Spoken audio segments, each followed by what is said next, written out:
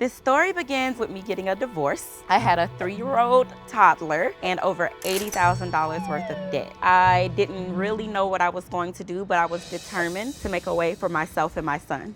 Asking for a friend. Where did the debt come from?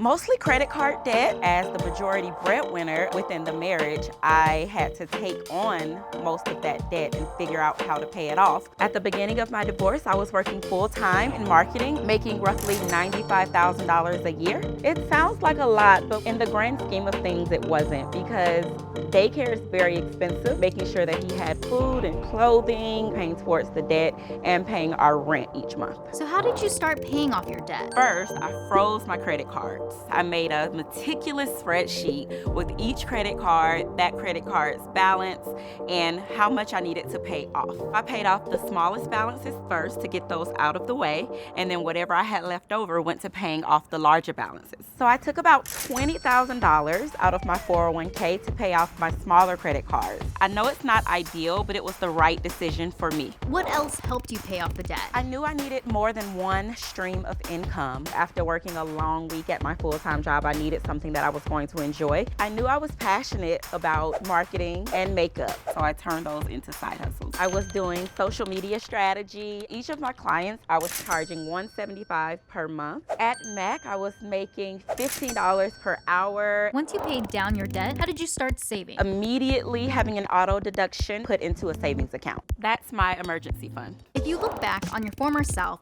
what would you tell her about keeping track of your money? I would have started earlier with budgeting. If you cannot pay for it cash, don't buy it. I wasn't taught how to be financially responsible. I wanted to make sure that my son was able to live a really good life. In learning those things, I'm able to give a lot of that knowledge to my son. It makes me very proud, not only as a single mom, but also a single woman, to be that financially responsible.